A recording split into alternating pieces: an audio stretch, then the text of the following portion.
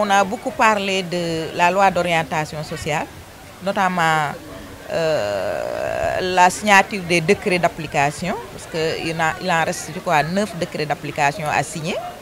La loi, c'est depuis 2010, donc ça fait 15 ans qu'on court derrière ces décrets.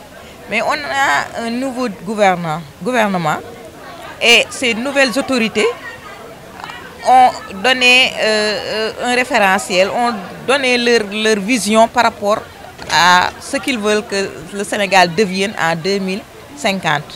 Maintenant, nous faisant partie des Sénégalais, surtout prônant la participation, on s'est demandé, avant de dire quelque chose, avant de faire quoi que ce soit, il faut d'abord connaître le contenu du document, savoir qu'est-ce qu'on a dit dans ce document, qu'est-ce qui nous concerne dans ce document. Et à partir de là, on pourra mettre des stratégies pour revendiquer ce qu'ils ont mis, ou bien s'il y a des inputs à faire, qu'on puisse les faire pour éventuellement les différents plans d'action, les différents plans stratégiques qu'on va mettre d'ici 2030, qu'on puisse prendre en charge nos préoccupations. C'est des difficultés qui sont inhérentes au handicap, parce qu'on a parlé de l'éducation.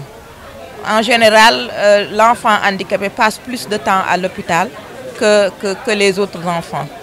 Donc, il sort de l'hôpital presque à 10 ans. Mais même après cette sortie, il est obligé de subir de faire des va-et-vient, c'est-à-dire le suivi de son traitement, mais aussi de l'appareillage et autres. Donc ça fait c'est 15 ans presque de retard dans sa vie. Alors si on dit que pour entrer à l'école, il faut être âgé de 7 ans, ça veut dire que lui, il est exclu.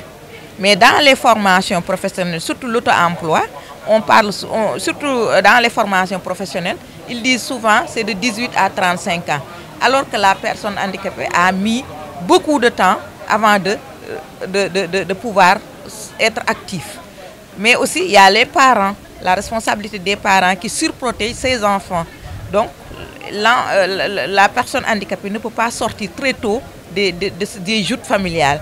Donc, il est obligé d'attendre peut-être jusqu'à 20 ans, 25 ans pour pouvoir être dans la vie active. Et c'est à partir de là, elle a accusé du retard déjà du fait de son traitement, mais aussi du fait de la surprotection de ses parents. Ce qui fait que les âges qu'on nous donne, 18-35 ans, souvent, on n'arrive pas à honorer ces âges. Au niveau de Saint-Louis, les problèmes qu'on rencontre, c'est notamment les problèmes d'accessibilité dont on a parlé. Parce que souvent, on nous convoque en CRD. Vous tous, vous connaissez la gouvernance. C'est à l'étage. On peut nous demander de venir participer à une activité au niveau de la mairie. C'est à l'étage. Et encore. Dans d'autres structures aussi, c'est la même chose. Donc, on ne pourra pas y accéder. Et qui est absent peut ne pas être pris en compte.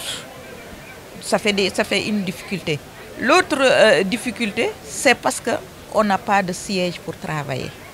On a subi beaucoup de formations diplômantes, mais on n'a pas de lieu de travail.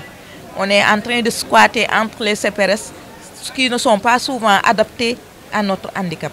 Donc, on veut faire, par exemple, on a des formations en teinture, on a fait des formations en teinture, en sérigraphie, saponification, vraiment beaucoup de formations, mais on n'arrive pas à avoir un lieu où on pourrait travailler. C'est la principale difficulté, en tout cas pour les femmes handicapées au niveau de Saint-Louis.